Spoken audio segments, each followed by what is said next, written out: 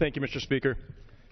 3 years ago, I was elected, and so were a lot of my classmates, in what we termed a very fair election. And I think the issue that we all need to be concerned about right now is it is truly unique in America that everybody is treated fairly. It doesn't matter what the color of your skin is. It doesn't matter how you worship. It doesn't matter if you even worship or don't worship. You're treated fairly. And the President has said many times, this is a country where everybody deserves a fair shot. Everybody deserves a fair opportunity to rise to whatever level they can. Every single American deserves to be treated.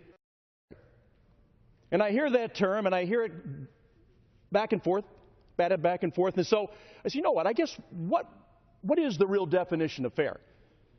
So I went to the Webster's Dictionary. It says fair. It's treating people in a way that does not favor some over others. Does not treat people in a favorable way over somebody else. That is truly uniquely American.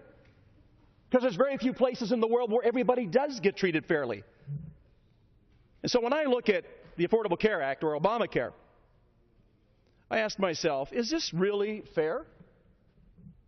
And if you look at this definition, it goes farther down in the definition. It gives the antonym, or the opposite meaning. And I would say that if you were to look about what's not fair, the Affordable Care Act, or Obamacare, would be one of those things that would be the direct opposite of what fair is. Is it fair to give 1,200 waivers to some and not others? Is it fair to say to employers, you know what, this is a very complicated law, and it's grown so complicated, you know what, you need another year to give you a fair chance to understand what's in it. So we're going to give you a year delay. Now, if you're an individual, no, you're not given that. So the question is it fair? Fair to give one group something and the individual not? I don't know. I don't know that meets anybody's definition of what fair is. Well, so I heard Secretary of Health and Human Services Sebelius ask that very same question by a journalist. So, Secretary Sebelius, is it fair to go ahead and give employers 1 year to figure it out? Because it's so hard to understand, it's not really fair to put that kind of pressure on them. Yet with the individuals, they have to do it today. And she says, no, they can opt out if they're not ready to do that. Now, you have to pay a fine if you want to opt out. You have to pay a fine if you don't want to participate at all. You're held to a different set of standards than another group. So I don't know how that fits under the definition of fair. Now look, we can talk about this back and forth and go all day long. But this is a gift. This Affordable Care Act, this Obamacare, is a gift that keeps giving. It's a law that while it's giving, it's also taking. It is driving our debt to an unbelievable level.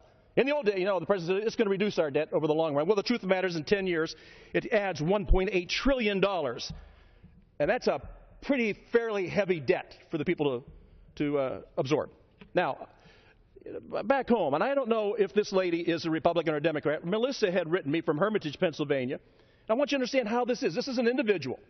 She has 2 degrees, one in criminal justice and one in teaching, but she couldn't get a job. So she started her own business. She says, no government loans, no bank loans, no investors, and I have grown the business over the past handful of years. I received a letter from my insurance cover, Aetna. No longer am I going to be covered after November 25th, according to my letter. I operate a small business, a successful business in this economy. Now, she talks about her daughter, Riley. Riley is a young girl who's working her way through school as a part-time cashier in a local grocery store. She makes a minimum wage, and she's paying for her own health care benefit. She got a letter saying, you know what, your policy that you have now is going to go from $70 a month. It is going to put a heavy weight on her in order to stay covered.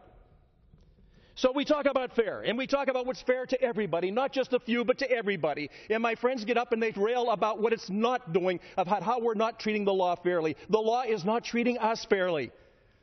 Now, sadly, we're in a time when Americans don't expect an awful lot out of Washington.